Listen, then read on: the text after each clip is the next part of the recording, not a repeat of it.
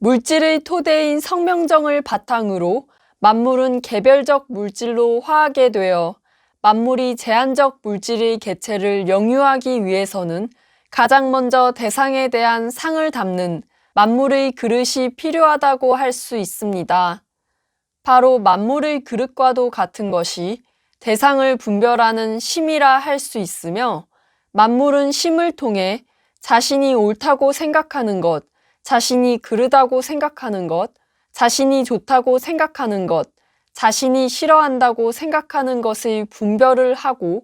자신과 상대를 구분하는 이분법 속에서 개별적 사념이 작용하는 자신만의 허상자아를 형성하게 된다고 할 수 있습니다. 곧 자신이라고 이름 지은 허상적 자아의 만물은 자신의 부분적 특성에 부합한다고 받아들이는 것에 한정되어 집착하고, 그 집착은 마침내 습으로 고착화됩니다. 그러나 자신이라 정의되는 모든 것들은 사실 물질 대상에 대한 분별에 의존하는 것일 뿐, 정작 자신은 없고 물질에 이끌려 일희일비하는 자기기인이라고 할 수 있으며, 그 물질 대상에 대한 분별조차 절대적 보편타당성을 가진다고 할 수 있는 것이 아닌 다른 대상과의 비교에 의존하는 것이라 할 수 있는 것으로, 그것이 다른 것에 비해 좋다고 생각되면 우리는 그것을 좋다라고 정의하고, 그것이 다른 것에 비해 싫다고 생각되면 우리는 그것을 싫다라고 정의하는 것이라 할 수 있는 것입니다. 결국 찰나에 탐착하고 찰나에 변하는 심의 실체란 공망한 것과도 같다고 할 수 있겠습니다. 만물에게 대상을 분별하는 심이 있으면 이어서 물질의 실질적 구성이 필요하다고 할 수 있어, 일반적으로는 육체적으로 드러나는 것만이 물질이라 생각하는데, 물질과 동반하는 정신 역시 엄밀하게는 물질적 에너지라고 할 수 있으며, 육신 역시 이미 비물질적 바탕이 완성되어야 물질적 육신의 형태 또한 가질 수 있는 것이라 설명할 수 있겠습니다. 바로 실체적 물질로 드러나진 않지만 물질의 전체적 바탕이 되는 것을 기라고 할 수 있으며, 만물이 생하면 모이고 만물이 멸하면 멈추는 기란 생명에너지 운동성의 물질적 모습이라고 할 수 있습니다. 기는 곧 생사의 시작과도 같다고 할 수 있고, 생사의 연속과 함께 만물의 자연 순행 법칙이 일어나게 된다고 할 수 있습니다. 마지막으로 심과 기의 복합체이자 행위의 수단이 되는 것이 신이라 할 수 있는 것으로서, 만물은 비로소 신을 통해 실질적 물질의 개념으로 실제할 수 있다고 설명할 수 있겠습니다. 만물이 현재 자신으로 인지하여 증명할 수 있는 물질의 실증이면서 동시에 색성향 미촉에 제약을 받는 주체가 신이기에, 인간을 비롯한 만물은 신을 자신의 진실한 본 모습으로 착각하게 됩니다. 그러나 다양한 물질의 결합으로 이루어진 신이란 매 순간 생사를 교차하면서 변화를 거듭하기에 현재의 자신이라고 정해진 모습 역시 없으며 언젠가는 완전히 사라지고 마는 몽환과 같은 것인데, 물질에 종속된 신이 사라지면 태어나기 이전에도 존재하지 않았듯이 물질 세상에서 자신이라 불렸던 피상적 대상은 영원히 존재하지 않게 된다고 할 수 있습니다. 만물은 이처럼 개별적 물질을 영유하기 위한 기본적 형태로서 심기신을 갖는다고 할 수 있어,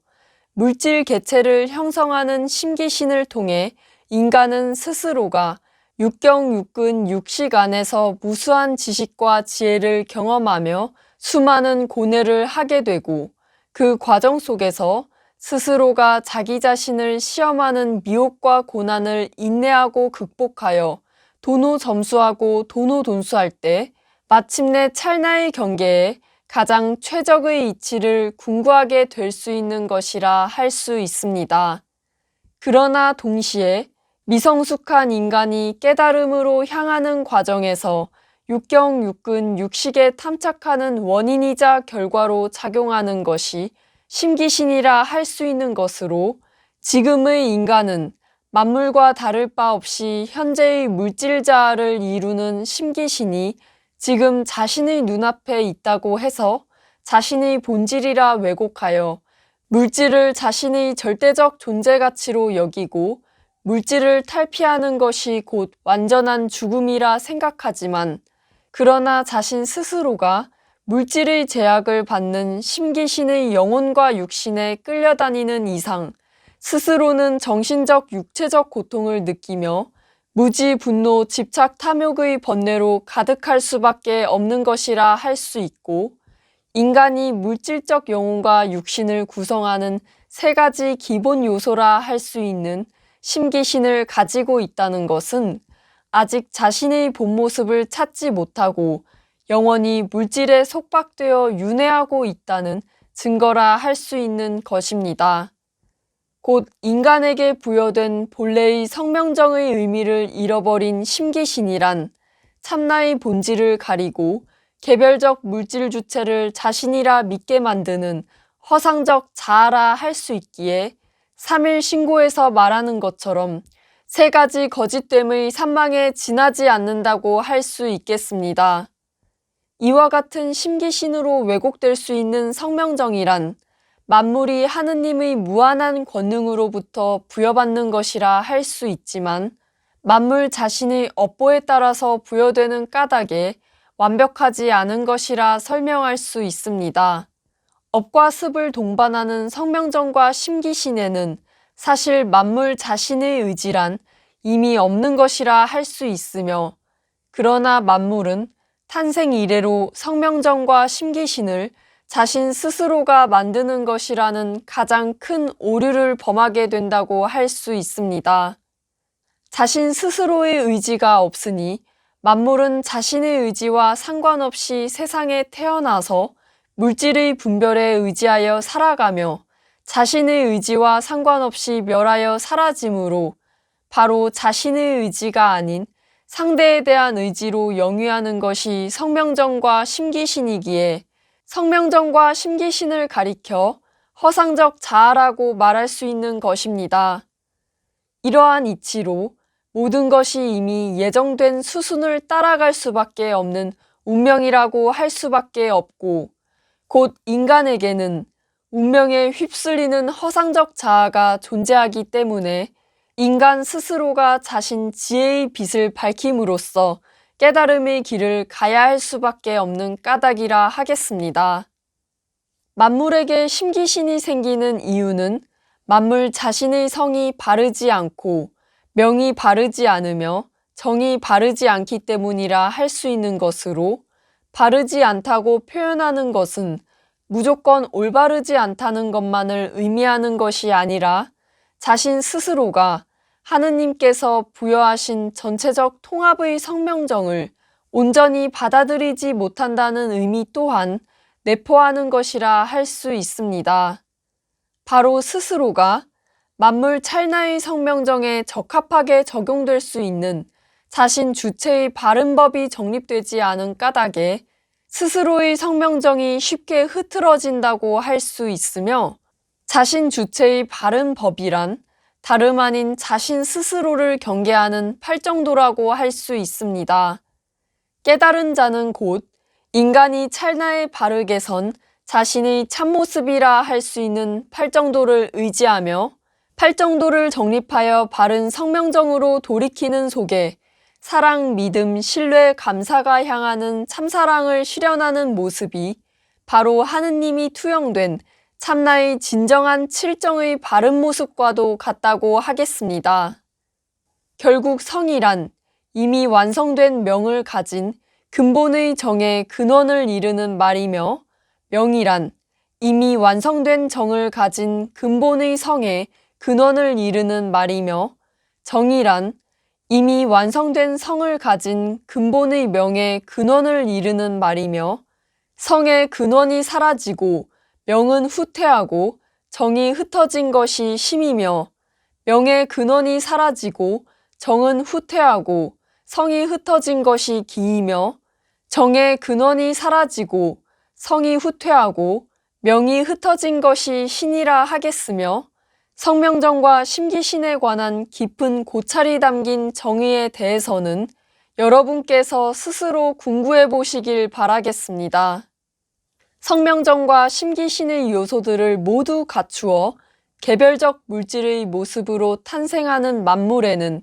물질 자연의 순리적 이치가 적용되어 나타나는 것으로 물질의 법칙이 운용되기 위한 기초 원리란 바로 만물이 생명을 부여받는 순간 만물의 숨이 물질로 드러나는 기본 방식이라 할 수 있는 색수상행식의 오온이라고 할 수 있습니다. 색수상행식은 본래 만물 개체가 존재하지 않아도 생명의 숨이 스스로 일어날 수 있도록 이미 설계된 하느님의 법으로서 만물에게 적용됨으로써 그것이 법칙으로서 드러난다고 할 수 있으며 색수상 행식이란 즉 만물이 드러나기 이전에는 공과도 같은 하느님 순리의 이치라 할 수 있는 것입니다. 색수상 행식은 곧 스스로가 인지하지 않아도 자신의 근원적 중심이 존재함으로써 일으키는 존재 양식에 관한 법칙이라 할 수 있는데 한마디로 만물 생명이 존재하는 이치가 색수상행식의 오온이라 하겠습니다. 색수상행식을 기초로 존재하는 만물이 물질로 드러나면서 대상을 분별하는 법칙이 바로 색성양 미촉이라 할 수 있어 색수상행식이 스스로에게 일어나는 법칙인 것과 달리 색성양 미촉은 서로가 서로를 인지함으로써 일어나는 법칙이라 할 수 있는 것으로서 색수상 행식과 색성양 미촉은 전혀 다른 논리의 법칙이라 설명할 수 있습니다. 색성양 미촉은 즉 자신이 아닌 상대가 일으키는 오온에 자기 자신이 의지하면서 나타나는 법칙이라 할 수 있는 것으로 만물의 물질 자아에는 자신의 중심이 없기 때문에 상대에게 의지하는 색성양 미촉의 사물론에 이끌리는 것이라 할 수 있습니다. 바로 인간 자신이 물질적 관념론에 빠졌기 때문에 색수상행식을 색성양 미촉으로 왜곡한다고 할 수 있으며 인간은 색수상행식의 색을 색성양 미촉의 색과 동일한 관념으로 바라보기 쉽지만 서로는 엄연히 구분되는 이치라 할 수 있는 것으로서 색수상행식의 색이란 존재하는 근원의 법칙에 관한 이치라 할 수 있는 한편 색성양 미촉의 색이란 존재가 물질로 드러난 이후 형체의 분별에 관한 이치라 할 수 있습니다. 결국 모든 만물은 색수상 행식에 의해 개체의 존재가 드러났을 뿐인데 만물은 색수상 행식에 색성양 미촉의 이름을 부여하는 것이라 할 수 있으며 색성양 미촉의 이름이 지어진다는 것은 대상이 물질에 속박되어 있다는 증거와도 같다고 할 수 있는 것입니다. 하느님 법의 오온에 바탕하는 만물의 기본적 경계의 분별이 곧 색성양 미촉이라 할 수 있는데 이 가운데 색이란 근원의 빛으로 비추어 드러나는 가장 기초적 성품의 구분이라 할 수 있겠습니다. 만물의 색의 근원이 되는 하느님의 빛은 순백의 광명이라 할 수 있어 모든 색을 아우르는 하느님 순백의 광명이란 즉 물질의 백색만을 의미하는 것이 아닌 가늠할 수 없는 경계의 혼돈이라고 정의할 수 있겠습니다. 대부분 혼돈의 예측 불가능한 무질서함을 삿되고 부정적인 것으로 생각하지만 세상의 모든 것은 바로 혼돈이라 할 수 있으며 만물이 혼돈하기에 그것에 무한한 변칙이 작용하는 것이라 설명할 수 있습니다. 그러나 하느님 순백의 광명을 혼돈이라고 표현하는 까닭은 인간이 하느님의 뜻을 알 수 없기에 하느님 권능의 빛을 혼돈으로 인지하기 때문이라 할 수 있으며 하느님 권능의 빛이란 그저 무의와의 순리로서 만물에 드러나는 것이라 할 수 있겠습니다. 무의이화란 곧 물질 경계의 주체적 대상을 일으키는 힘이라 할 수 있는 것인데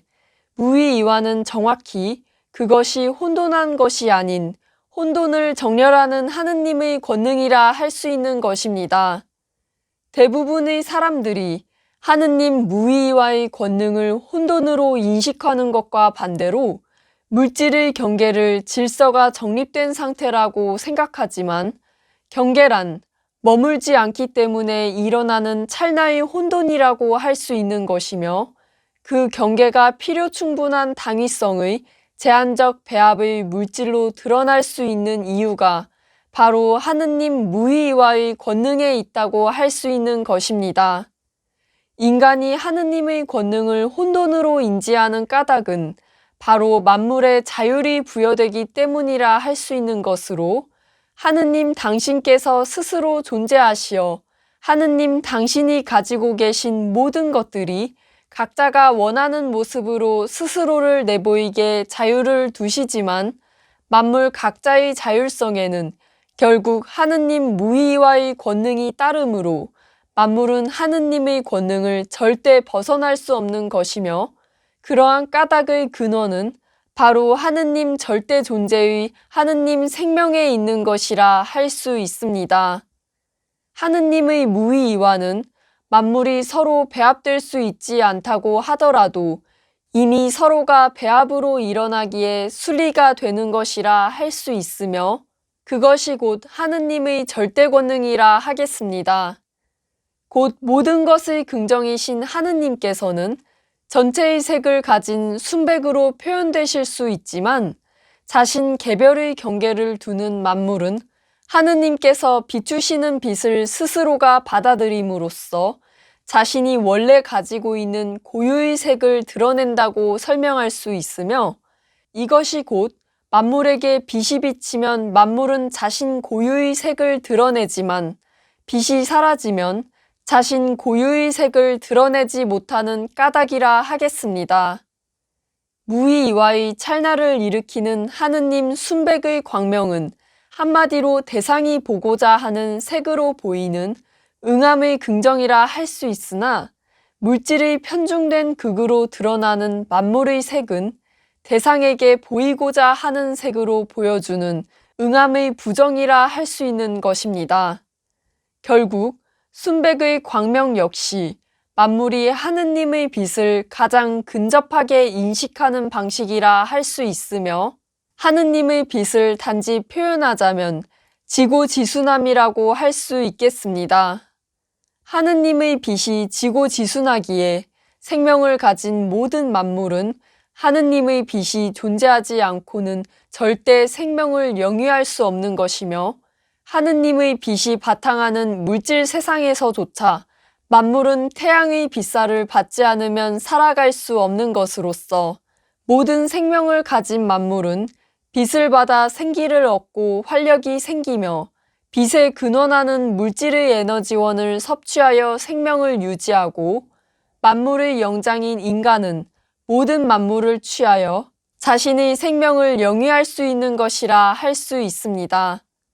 사람들은 단순히 물질의 조합을 취하여 생명을 유지한다고 착각하지만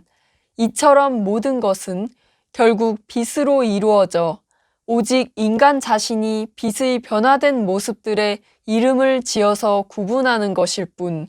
스스로가 빛과는 독립적인 다른 무언가로 이루어졌다면 빛을 받아들일 수 없는 것이라 하겠습니다.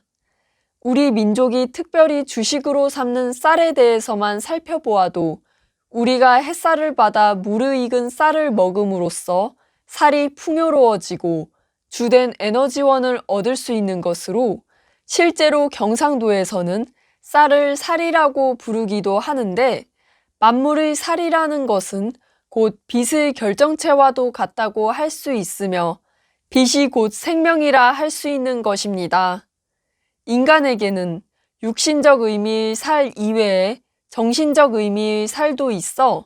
그것이 바로 인간이 고뇌와 인내를 정신적으로 승화하여 생기게 되는 살이라고 설명할 수 있겠습니다. 인간은 즉 드러난 물질의 빛만이 아니라 드러나지 않은 본질의 빛을 발현할 수 있는 전체적 빛의 존재로서 인간 자신이 본래 빛 그 전체이기 때문에 빛을 이해할 수 있으므로 빛을 응용할 줄 아는 것이라 할 수 있습니다. 인간은 이를테면 불과 전기와 같은 물질의 빛을 활용할 줄 알며 햇빛을 머금은 쌀조차도 인간은 그것이 자신에게 이로움을 알고 경작과 같은 체계화된 방식을 통해 그 이로움을 극대화시킬 수 있는데 인간이 만물과 궁극적으로 다른 점이 바로 인간 스스로는 빛을 응용할 수 있는 존재라 할 수 있는 것입니다. 사람들은 일반적으로 살아 숨쉬어 스스로 움직이고 활동하는 것만을 생명이라고 정의하지만 결국 그 모든 것을 가능하게 하는 존재한다라는 가치성이 곧 생명이라 할 수 있는 것이며 성경의 창세기에서도 하느님이 이르시되 빛이 있으라 하시니 빛이 있었고 라고 하여 하느님께서 태초의 빛으로서 천지를 창조하시는 모습을 설명하고 있듯 존재가 탄생하고 유지될 수 있는 것은 이미 하느님 권능의 빛이라는 생명적 힘이 부여되었기에 가능한 것이라 할 수 있는 것입니다. 생명이란 곧 하느님 권능의 처음이자 마지막이며 알파요 오메가가 바로 생명인 것입니다. 색성향 미촉이 근간하는 생명 존재 이치의 색수상 행식은 따라서 하느님 근원 빛의 순리적 역동성으로 드러나는 것이라 할 수 있으며 색성향 미촉의 색이란 자연적 흐름에 따른 만물 기운 변화의 물질적 모습이라 할 수 있는 것으로 다만 만물이 자연적 변화의 이치를 흑백 논리와 같이 개별적 양극의 분별로 인지하는 것이라 할 수 있으며 만물의 무한한 색은 본래 음양의 응암의 이치에서 오는 것이라 할 수 있겠습니다. 즉 물질 세상의 음양은 크게 천지로 나타난다고 할 수 있어 만물의 근간으로서 모든 만물의 고유한 색을 드러낸다고 할 수 있는 하늘이란 하느님 순백의 빛과 관련하여 백에 대비할 수 있는 한편 만물의 바탕으로서 모든 물질의 형질을 형성한다고 할 수 있는 땅이란 빛을 받기 전에는 고유의 색이 잠재된 흙에 대비할 수 있는 것으로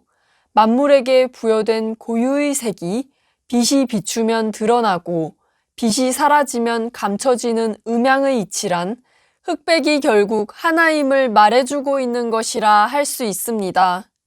이러한 이치로 만물은 하늘의 전기를 받고 처음 태어나면 순수한 백색과도 같지만 생명을 잃고 부패하여 땅으로 돌아가면 흑색과도 같은 것이라 설명할 수 있겠으며 흑백이란 즉 그것이 마주보는 한자리에 있는 찰나의 생사와 같이 명확하게 구분할 수 있는 것이 아니라 하겠는데 빛이라는 것은 어둠이 존재하지 않으면 밝음이 존재하지 못하고 밝음이 존재하지 않으면 어둠 또한 존재하지 못하듯 흑백이 스스로 증명되기 위해서는 반드시 서로가 공존해야 하기 때문이라 설명할 수 있습니다. 밝음이란 에너지의 생동이라 할 수 있고 어둠이란 에너지의 머무름이라 할 수 있는 것인데 에너지의 실체인 빛이란 결국 흑과 백의 양면을 모두 갖고 있다고 할 수 있으며 항상 머무름이 없어도 머무르는 것과 같은 것이 빛이라고 정의할 수 있겠습니다. 즉 경계가 흑색이라면 바탕이 백색과도 같은 이치로서 색의 드러남 자체가 흑백이라 할 수 있고 바로 색이 나뉘는 이치가 되는 것이 흑백이기에 마치 프리즘을 투과하여 보이는 빛의 색은 흑백으로 나타나지 않는 이치와도 같다고 할 수 있겠습니다. 곧 흑백을 나누어서 보는 것은 하느님을 나누어서 보는 것과 같다고 할 수 있겠으며 물질의 상대적 양극인 물과 불조차 서로 견주어 응하는 것처럼 흑백이란 상호가 대립하는 것이 아닌 상호 보완적인 하나라 할 수 있습니다. 일반적으로는 만물의 다양한 색을 오행으로 대표되는 수 5의 의미의 법칙을 적용하여 오방색으로 구분하는데 인간이 만물의 무한한 색을 오방색으로 규정짓는 것일 뿐 흑백이 하나인 것처럼 그것이 원래는 무수한 찰나로 이어지는 하나라 할 수 있습니다. 만물에게는 분별의 률과 같다고 할 수 있는 수 5의 의미의 법칙의 근본은 다양한 개별적 만물 탄생의 중심수인 수 4의 의미의 법칙에 있다고 할 수 있고 수 5의 의미의 법칙이란 본래 수 4의 의미의 법칙이 생한 이후 존재를 규정하는 개체의 대상적 법칙의 일과 같다고 할 수 있겠습니다. 대상에 양극의 분별을 세우면 그것이 다름 아닌 만물사념의 법이 되는 것이라 할 수 있는 것으로서 바로 흑과 백을 나누어서 바라보는 분별과 함께 인간은 자신의 편향에 따라 양극으로 치우치고 서로 간의 대립과 갈등이 일어나게 된다고 할 수 있습니다. 대립은 곧 자신의 이익을 정당화할 수 있는 편에 서서 대중적 가치관을 만들어내며 대중적 가치관은 집단 이기주의로 귀결되고 바로 집단의 이기적 발상이 만연하기 때문에 세상이 타락하는 것이라 할 수 있는 것입니다. 결국 색수상 행식 자체가 삿된 것이 아니라 색수상 행식을 활용하는 인간 스스로의 사념의 법이 오온을 왜곡하는 것인데 사람들은 그러나 교묘하게도 인간의 무지, 분노, 집착, 탐욕의 이기심이 오온에 기인한 것이라 여기며 오온을 왜곡시키는 자신의 그릇된 법은 성찰하지 않고 만물에게 이치의 법으로서 적용되는 하느님 순리에 책임을 전가합니다. 색수상 행식의 오온이 없으면 깨달음조차 가질 수 없는 것인데 오온이라는 것은 깨달음을 궁구하는 양식과도 같으며 깨달음의 기본 양식은 그것이 변할 수 없는 법칙이지만 주체 스스로가 궁구하지 않으면 깨달음에 이를 수 없는 것으로 진리의 이치를 궁구하는 주체는 지금의 자신이라고 할 수 있습니다.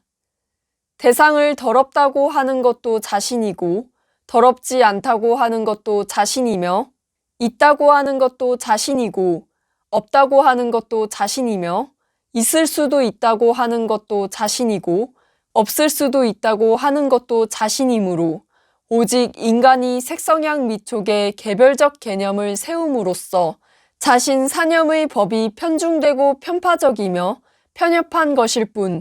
다만 색수상 행식은 이미 존재하기에 인식되어서 색으로 드러날 수 있으므로 오온이란 원래 존재하는 법이라 할 수 있습니다. 그러나 만물은 자신의 의지에 따른 것이라 믿는 성명정 심기신이 인식하는 오온마저 자신 스스로가 일으키는 것이라고 착각하기 때문에 오온이 왜곡될 수밖에 없는 것이라 할 수 있는데 습과 업이 동반할 때 이미 만물의 의지는 없는 것으로서 곧 자신의 의지가 있다고 착각하나 실은 습과 업이 축적된 결과물일 뿐인 허상적 자아의 만물은 오온의 법칙에 따라 순리적 필요에 의해 찰나에 나타났다가 찰나에 사라지는 존재일 뿐이라 할 수 있는 것입니다. 곧 일체는 무상하고 무아이며 무상도 자신이 아니고 무아도 자신이 아니며 보이는 실체가 실체가 아니라 하겠습니다. 만물이 일으키는 오온이라는 것은 진정한 오온이라 할 수 없는 오직 만물 자신의 업보일 뿐 만물이 실상이라 믿는 오온의 모든 결과는 사실 실상이 아닌 피상이라 할 수 있으며 영원하지 않은 모든 것들은 피상이라 정의할 수 있는 것입니다. 즉 만물의 삶 자체가 피상적인 것이며 피상적 결과로 나타나는 것이 죽음이라 할 수 있겠습니다. 누군가는 현재의 자신이 당면하는 오온을 찰나의 현상에서 겪는 실상이라 할 수 있겠지만 그러나 그 찰나에 일어나는 오온이 바로 영원하지 않음에 있으니 결국에는 피상이라 할 수 있는 것이며 그러나 지금의 인간은 오온이 피상적 결과임을 전혀 인지하지 못한 채 실상적 결과로만 받아들입니다. 오온이 일으키는 찰나에 속는 인간은 오직 자신의 입맛에 맞는 것의 영원함을 추구함으로써 스스로가 특성의 편향에 치우친 감식촉이 생겨나고 곧 실상이 아닌 물질의 허상에 의지하여 자신의 특성적 편향에 치우쳐버리기 때문에 무지, 분노, 집착, 탐욕이 생겨나므로 오온이 오염되는 것이라 할 수 있습니다. 오온의 본질을 알지 못하고 허상에만 매달리니 당연히 오온이 흐트러지고 오온으로 일어나는 심성의 칠정이 흐트러질 수밖에 없는 것인데 그것이 곧 인과 업보의 습에서 오는 개별적 이기심으로 귀결되는 것이라 하겠습니다. 모든 현상이 인간의 업보로 나타나므로 인간은 오온의 업에 수반되는 고를 받아들일 수밖에 없는 것으로서 곧 순수하고 순종하고 순응해야 하는 것이지만 스스로에게는 자신에게 좋은 것과 싫은 것을 구분짓는 이분법적 분별론만이 존재하여 분별한 결과에 따라 무지, 분노, 집착, 탐욕이 일어나기에 끝없는 인과 업보의 고의 굴레에 속박되어 버리고 영원히 윤회만을 거듭하게 되는 것이라 할 수 있습니다. 결국 자신에게 참사랑이 없기 때문에 오온이 왜곡되고 이로부터 왜곡된 희노애락 애호욕이 생긴다고 할 수 있는 것이며 참사랑을 모르는 인간은 바로 대상에 분별을 두는 개인적 이기심에 스스로를 바치므로 이기심이 형태만 바뀌어 이기심의 만족, 이기심의 노여움, 이기심의 슬픔, 이기심의 쾌락, 이기심의 애착, 이기심의 증오, 이기심의 탐욕으로 표출된다고 할 수 있는 것으로 곧 스스로가 칠정을 물질적 관념에 대입시키기에 그것이 모두 자신에게 절대적 고로서 다가오는 것이라 할 수 있습니다. 오직 인간만이 물질적 이기심에 자신의 업보를 내맡기지 않고 만물과 상생할 수 있는 자기 결정권의 생명을 부여받았지만 그러나 인간 스스로가 자신 본질의 심성을 잃어버리고 끝없는 무지, 분노, 집착, 탐욕에 자신과 상대를 속박시키는 것으로서 하느님이 인간을 무한한 사랑으로 창조하셨듯 인간은 자기 자신에 대한 사랑으로 출발하여 하느님의 피조물인 모든 만물을 사랑함으로써 생명의 소중한 가치를 증명할 수 있는 것인데 생명이 그 자체로 소중하고 고귀함에도 불구하고 불가피하게 고를 겪을 수밖에 없는 이치와 인간이 자신에게 부여된 생명의 가치를 스스로 증명해야 하는 근본적 이유에 관해서는 다음 편에서 설명을 이어나가도록 하겠습니다. 바로 하느님 권능의 생명이 부여된 인간이 존재의 증명인 사랑을 실현하기 위하여 물질의 생명이 갖춰지는 이치를 설명하는 것이 말레용의 올레의 해석이라고 할 수 있고 말레용의 올레의 문자는 한마디로 온다라고 쓰이고 생명이라고 읽을 수 있는 것이라 할 수 있습니다. 올레의 문자를 이처럼 인간과 만물의 근원적 차이를 설명하는 내용으로 풀이할 수 있기에 각자의 쓰임을 설명하는 쓸 용이 올레에 이어서 바로 다음의 문자로 나열될 수 있는 것이라 설명할 수 있고 또한 물질은 그 형태가 정해진 모습이 없이 끊임없이 변하여도 그것의 본질은 정해진 바가 없기 때문에 움직이지 않는다는 근원 이치로 풀이할 수 있는 변부동의 문자로 결론지어질 수 있는 것이며 이 모든 내용이 바로 이후에 설명할 본본심 본태양, 악명인까지 총체적으로 연결되는 내용이라 할 수 있는 것입니다. 인간의 생명에 대해 정의를 내리는 내용이라 할 수 있는 말레용의 쓸 용의 풀이는 다음 편에 이어서 설명하도록 하겠습니다.